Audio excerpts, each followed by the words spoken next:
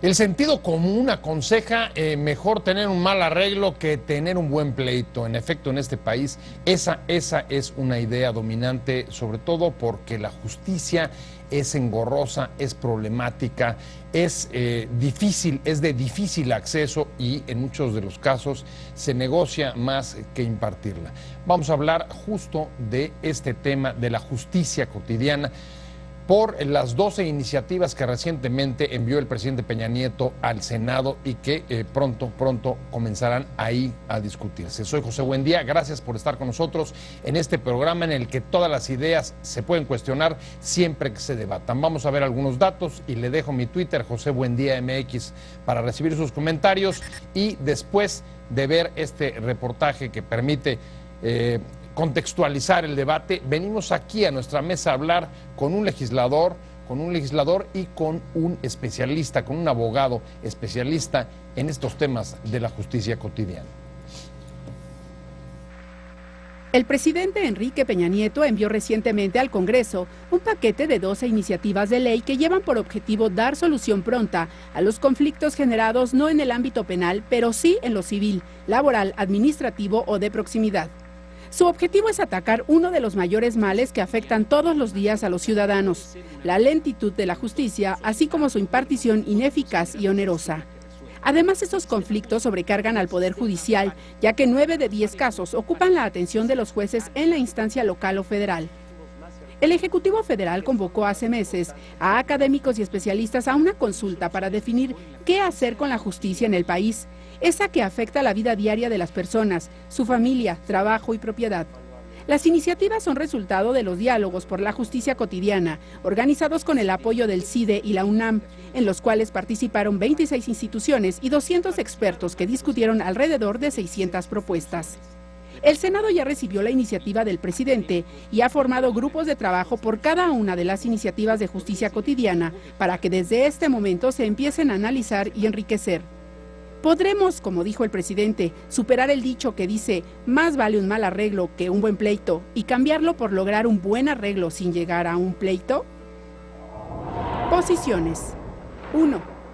Al presentar las iniciativas de reforma constitucional en materia de justicia cotidiana, así como 3 modificaciones legales y un decreto, el presidente Enrique Peña Nieto subrayó que con estas propuestas se impulsa una transformación estructural de la justicia. 2. Emilio Gamboa, líder del PRI en el Senado, señaló que la convivencia armónica y la solución de conflictos judiciales deben ser flexibles y accesibles a los ciudadanos, por lo que tenemos que garantizar que la justicia ofrezca un piso parejo para todos y que se traduzca en nuestra vida cotidiana. 3. La reforma busca fomentar que la mayoría de los conflictos se resuelvan sin tener que llegar a juicio. Para ello se prevé establecer una ley general de medios alternos de solución de conflictos. De igual forma, se propuso crear el Sistema Nacional de Mejora Regulatoria, una iniciativa de reforma al Código de Comercio sobre juicios orales y mercantiles, otra para reformar la Ley Federal del Trabajo en materia de justicia laboral, Ley General de Registros Públicos y Catastros y a la Ley General de Salud para fortalecer a la Comisión Nacional de Arbitraje Médico. Arrancamos con opiniones encontradas. Muchas gracias por estar con nosotros. Y en efecto, es difícil recordar una época en la que se haya hablado y generado tantas iniciativas sobre justicia, especialmente sobre temas de justicia cotidiana, los que no tienen que ver con los delitos penales, al mismo tiempo que también es difícil recordar una época en la que haya tanto escepticismo respecto de la impartición de justicia. Vamos a entrar a analizar las iniciativas que el presidente mandó hace unos días al Congreso, 12 iniciativas, 12 reformas importantes para buscar, según dijo, una transformación estructural de la impartición de justicia cotidiana en el país. Y mucho gusto me da recibir para entrarle con este tema al diputado Santiago Torreblanca del PAN. Santiago, un placer tenerte aquí. Muchas gracias, saludos a tu auditorio. Muy bien. Y Alejandro Posadas, profesor investigador y además abogado litigante, profesor investigador del TEC de Monterrey, de la EGAP, y además litigante en asuntos civiles y familiares. Y familiares, sí. O sea, de lo que trata. Nada más te faltó la parte laboral para tener, digamos, el espectro completo. Así es, gracias. por la invitación. No, muchas gracias a ti, Alejandro, por venir. Si quieren, vamos a arrancar y en efecto creo que ya puse la piedra de arranque. Santiago, nunca hemos hablado tanto de justicia en este país. Y tantos temas al mismo tiempo. Pero hay que poner en contexto ¿Cómo le entras a esta contradicción? Nunca tanta justicia, nunca tanto escepticismo. Bueno, eso es natural. Eso es natural. El escepticismo es natural porque, mira, para empezar, la dilación en los tiempos de resolución de conflictos. Una justicia que no es pronta no es justicia, porque se vuelve onerosa. De nada sirve que la Constitución diga que la impartición de justicia será gratuita. Onerosa solamente ganan los abogados, con todo respeto. Sí, pero ¿sabes qué? Y los peritos, porque hay peritos involucrados de otras materias, MPs, desgraciadamente sigue existiendo la corrupción en los procedimientos civiles, los actuarios. Cualquier persona del auditorio que haya tenido la desgracia de tener que litigar en materia civil o mercantil, saben que el actuario no se mueve si no se le dan 100, 200 pesos. Y no digamos cuando hay embargo que hasta cuota y porcentaje ponen. El escepticismo es natural, el escepticismo es natural. Ahora, de fondo, la materia que tratan las iniciativas es importante, es necesaria y la aprobamos. Pero el diablo está en los detalles. Habrá que ver los detalles de cada una de ellas. Y un asunto más, un tema de competencia. Dentro del paquete de iniciativas viene un Código Nacional de Procedimientos Civiles y Familiares. ¿A qué se refiere esto? Para el auditorio que no esté familiarizado con temas legislativos, de teoría del Estado y demás, somos una federación. Eso significa que las entidades de la República están facultadas para legislar y aplicar ciertas leyes y la federación otras. Hasta el momento la materia civil, toda la materia civil incluida la procesal, es decir, plazos de interposición de la demanda, medios de prueba, etcétera, son materia local. Cada uno de los estados tiene su propia legislación. Una propuesta actualmente es que la materia procesal en materia civil sea una para todo el país, sin importar que en cada estado se regule diferente el divorcio, se regule diferente el arrendamiento, se regule diferente el cobro de una deuda, que el procedimiento ante un juez sea el mismo. Ahí hay un tema que me preocupa y es justamente partiendo del Código Nacional de Procedimientos Civiles que se refería Santiago, parece que hay un desorden, no solamente en institucional, sino en los mismos ordenamientos jurídicos, en las leyes de los estados y de la federación.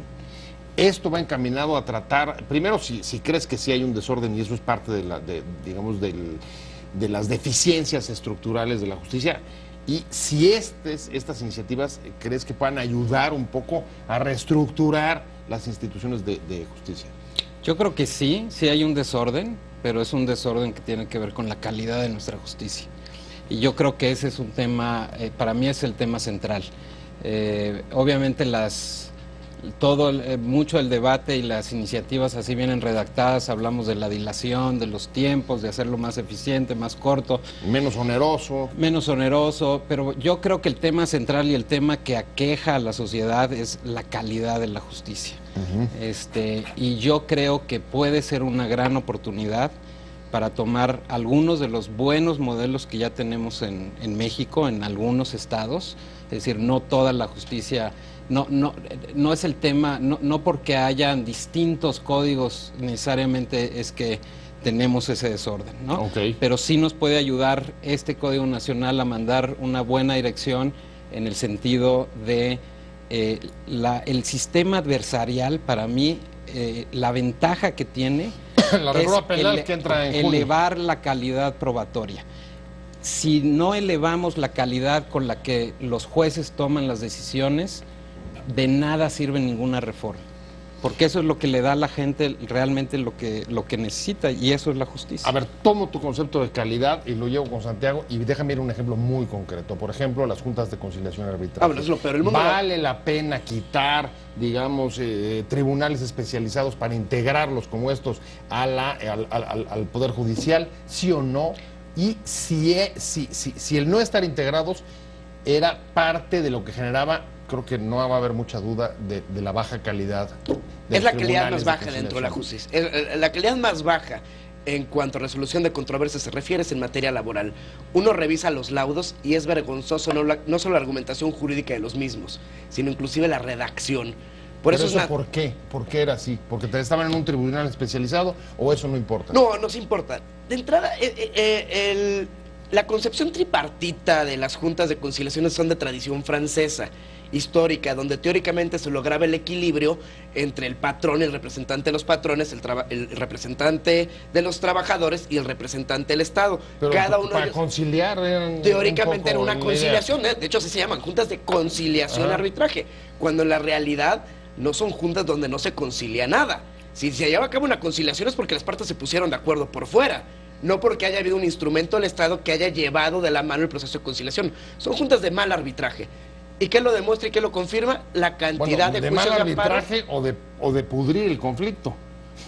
Perdón que sea tan exagerado, pero no sé si estés de acuerdo. E injusto para ambas partes, Puede resultar injustísimo para el trabajador, que fue despedido injustificadamente y que no recibe el monto de su liquidación conforme a la ley, o para el patrón, que está en la incertidumbre y en el riesgo de que se dilate innecesariamente el proceso, y eso lo forza a llegar a una negociación injusta para él. Entonces puede ser injusto para ambas partes. Me parece muy sano ya sujetarnos a la realidad.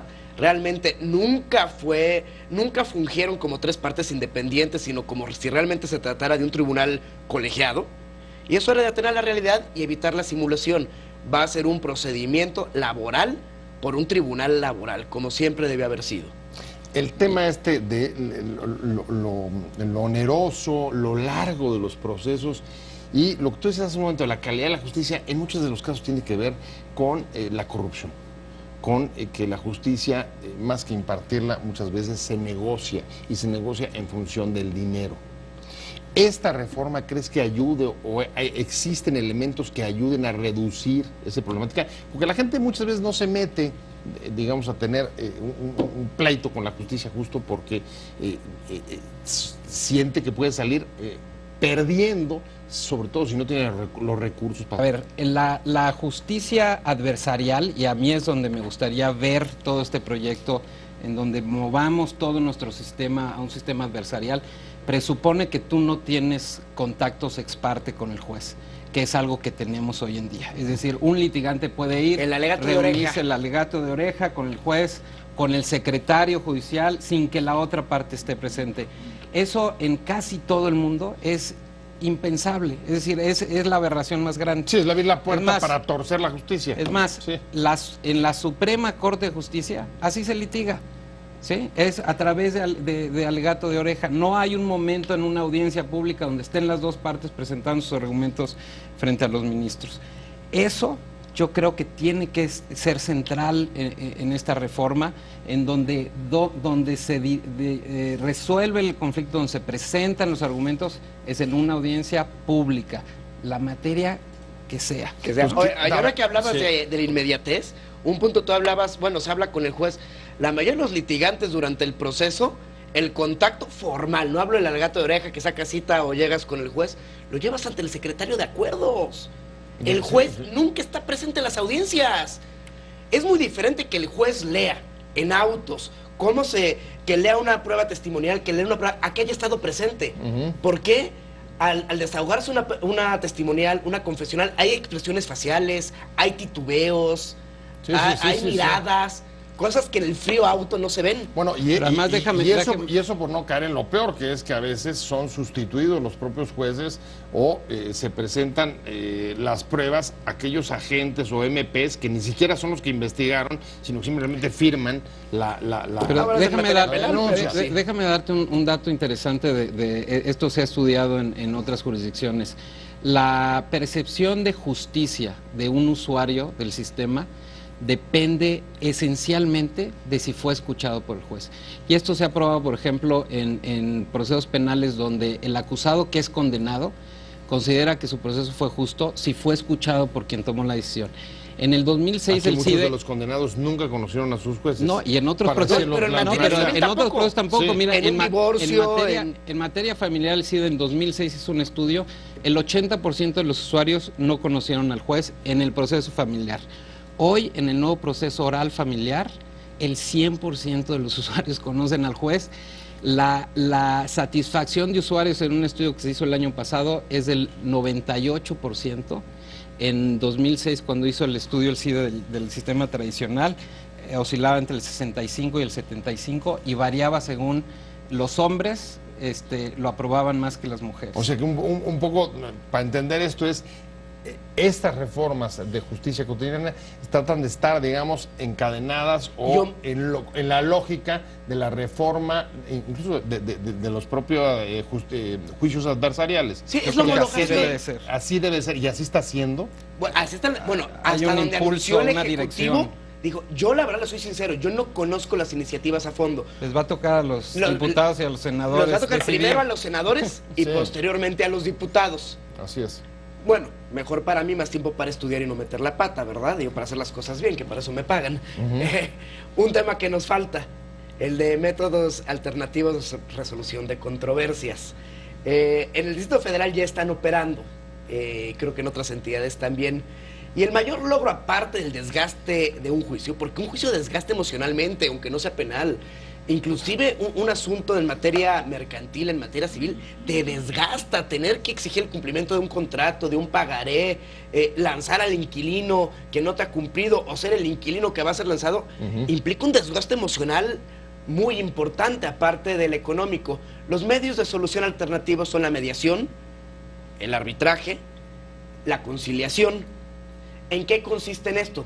En lugar de que yo llegue a demandar a la persona que me debe, que me incumplió el contrato, y tenga que llevar un juicio larguísimo que puede irse hasta el amparo, y amparo en revisión, o incluso amparo para efectos que esté regresando y que me lleve años y un costo altísimo, yo invito a la parte a que conciliemos. Ese es, digamos, que uno de los grandes objetivos que plantea esta reforma, no tener que llegar al pleito, sino lograr un buen arreglo antes de llegar a los tribunales. No, estas iniciativas no solamente tienen que ir orientadas, ¿no?, en función, digamos, del faro que ha trazado la reforma penal adversarial, sino la reforma de justicia adversarial, sino también el tema de la ejecución.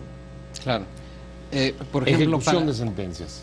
Si lo pensamos, la única forma que funcione realmente la negociación y la conciliación es que la ejecución sea efectiva.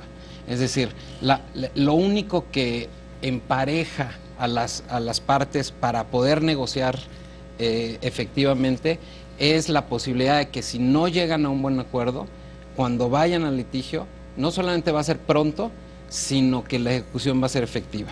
Y en eso creo que tenemos un gran problema. O llegando al acuerdo, porque ¿qué pasa? A ver, yo sé que tengo la razón en el litigio, pero no obstante yo tengo la razón, yo no quiero tener la razón en 2 años, la quiero tener ahorita. Entonces yo negocio con la otra parte para hacerle una quita, y esta persona va a aceptar la quita porque va a pagar menos, y yo la voy a aceptarlo porque lo voy a tener de inmediato el pago. Pero yo voy a llegar a esa negociación porque sé que va a tener la forma de cosa juzgada, y que de inmediato, si no cumple la parte, lo voy a poder ejecutar. O sea, digamos, lo que están diciendo es el mejor incentivo para, digamos, negociar es que se va a ejecutar. Es que se ejecute. El peor es que sepas que te puedes tardar 10, 15 años. Entonces, ¿para qué negocio? Entonces, mejor me voy a juicio. Claro, prefiero cobrar todo en 10 años, y entonces no va a ser en 10 años para que llegue un acuerdo, mejor me voy por todo, de hecho, y no por un 80%. ¿Qué se necesita, digamos, para tener, digamos, eficacia, eficiencia en la ejecución de las sentencias? Yo creo que fortalecer las facultades de los jueces, darles la posibilidad de buscar también formas variadas y alternas de ejecutar. Tenemos que empezar a pensar en los efectos de las sentencias. Es una cuestión que nunca se ha discutido en este país, ¿sí? ¿Qué efectos va a tener una sentencia? ¿Cómo la puedo hacer efectiva? Como venimos de un sistema muy formalista, muy legalista, simplemente el juez dicta la sentencia, pero no sabe ni, o sea, cómo le va a hacer con esta persona, en qué comunidad vive, cuál es su contexto, cómo está su negocio, es próspero, no es próspero, en qué tiempo puede pagar. Eso es parte, digamos, de lo irreal, un poco de la propia justicia. O sea, si no te haces cargo de la posibilidad de que se cumpla la sentencia, pues tampoco te estás haciendo cargo del propio. Y eso es acercar la justicia al ciudadano. Eso es acercar la justicia al ciudadano. Y para eso se creó el Estado, ¿eh? Sí. Y para eso se creó el Estado. El Estado, desde su punto de vista más liberal, es para garantizar la seguridad y la impartición de justicia. Y por eso cedemos nuestras facultades a representantes e instituciones. Ahora, ¿sabes cuál es el mecanismo que se usa actualmente? La amenaza penal. ¿no? Entonces yo te amenazo de que se desvirtúa completamente el proceso civil porque criminalizas una acción que es civil en naturaleza y además utilizas recursos del Estado que deberían de estar persiguiendo delitos para perseguir gente porque no te han pagado. Pero entonces lo que estamos hablando es, aquí no solamente estamos necesitando leyes, sino para cambiar el tema de las ejecuciones y como digo, los efectos, las consecuencias de las sentencias, entonces digamos un cierto giro mental dentro de los propios jueces. Sí, jueces y magistrados, o inclusive buscar mecanismos con relación a su nombramiento y permanencia en el cargo. O sea, yo estoy seguro, uno, que la mejor forma de garantizar competencia en el cargo son exámenes periódicos de competencia y evaluación de los litigantes. En segundo lugar, que no existe inamovilidad, que tenga que constantemente estar reevaluando para permanecer en el cargo. Y finalmente, una combinación para el nombramiento de jueces y magistrados entre gente del Poder Judicial de carrera y externos. ¿Cuál es la ventaja de tener jueces de carrera que siempre han estado en el Poder Judicial? Conocen perfectamente el sistema desde dentro. La especialización. Y la especialización, ¿qué vicios tiene? Que ellos nunca han estado en la calle litigando, ellos no saben a qué problemas se enfrenta, no solo un abogado postulante, sino la parte que está en litigio. Por el contrario, tampoco sería sano que todos los jueces y magistrados provinieran de la academia o del ámbito privado de litigio, porque no conocen la dinámica interna. Lo ideal es buscar mecanismos que vayan combinando. Por ejemplo, nuestra Suprema Corte de Justicia actual trae una combinación sana entre personas que vienen del Poder Judicial de carrera, la ministra Margarita Luna Ramos, que viene desde actuaria hasta ministra de la Suprema Corte, con una combinación del ministro Curcio, que viene de la academia. Es sana una combinación y busca eso en absolutamente todos los nombramientos de jueces y magistrados. Yo solo difieren una cosa rapidísima. Yo creo que sí deben ser los jueces deben ser permanentes, solamente deben de removerse por causa. Debe haber un mecanismo eficaz para removerlos por causa. Pero yo creo que el problema central es dignificar la función del juez. El juez tradicionalmente lo hemos entendido en nuestro sistema como un burócrata. Y el juez no puede ser un burócrata dentro de una administración de justicia completamente jerárquica y cerrada como son nuestros tribunales. A ver, no puedes considerarlo un burócrata y ellos están viendo cerca de, según la iniciativa, 9 de cada 10 casos que caen sobre los jueces y los sobresaturan un poco como burócratas agobiados, son casos de justicia cotidiana. Claro. Ahora, en el sistema tradicional, el juez dedica muchísimo tiempo a cosas que no son resolver los asuntos. Nos quedamos en el tema de los jueces. Tú de los jueces habías disentido de Santiago respecto a la ¿crees que deben ser permanentes? Yo no. Creo que deben ser permanentes, creo que debemos de tomar otras medidas para dignificar la función del juez. Creo que hay algunas cosas en la reforma, como fortalecer la independencia de los tribunales locales. En muchos estados están demasiado controlados por el Ejecutivo. Tenemos que revisar el tema de los consejos de la judicatura. Ese tema me importa. ¿Cómo fortalecer la independencia de los tribunales? Porque sin duda es uno de los grandes pendientes. Autonomía de fiscales, eso en el caso penal, pero en el caso de los tribunales civiles también, ¿cómo lograr mayor independencia? Yo creo que procesos de selección abiertos, competitivos, una carrera judicial bien protegida, que no te puedan... Si tú puedes remover a los jueces, les quitas completamente su independencia. Si cada se convierte en juez por consigna. ¿Qué pasa? Te voy a decir qué es lo que pasa realmente. A ver, la idea de la inamovilidad, de que te quedes hasta la edad de retiro, hasta los 70 años, es esa. Si este juez ya nadie lo va a poder quitar, por lo tanto va a ser independiente. No va a tener que subordinarse al Ejecutivo porque el Ejecutivo no puede quitarlo.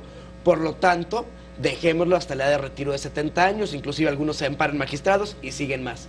Pero no se resuelve el vicio, porque lo que acaba ocurriendo es que acaban debiendo su lealtad a un grupo político que los puso en ese momento y de por vida. Y en segundo lugar, como ya no requiere una capacitación, evaluación constante para no poder ser removidos, no tiene ningún incentivo a seguir creciendo profesionalmente.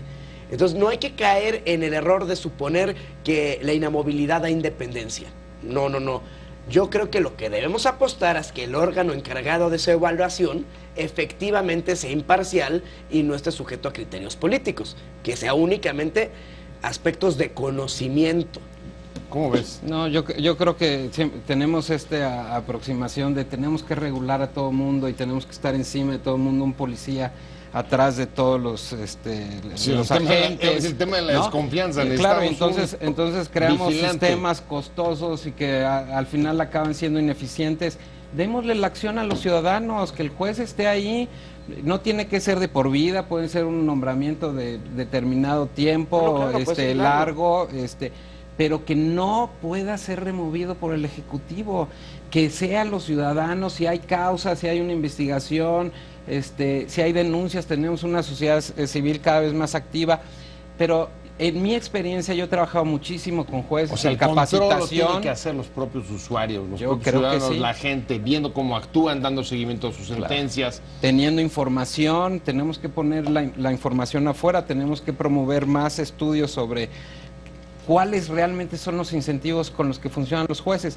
Un juez en México, en la Ciudad de México, toma una decisión que no le gusta a uno de los litigantes que tiene cierto poder, presenta una denuncia ante el Consejo de la Judicatura, empieza a presionar para que le llamen la atención al juez, hace las llamadas, claro. Y regresamos otra vez a lo mismo. El piso de justicia no es parejo. Y quizás ese es el tema más importante. Si estas iniciativas, Santiago, nos pueden emparejar el piso. Pues porque si no, el que más dinero o influencias tenga, pues mayor capacidad. Porque ahorita conocemos el rubro. Y en el rubro la verdad suenan maravillosas. Pero el diablo se esconde en los detalles. Y el camino al infierno está empedrado de buenas intenciones.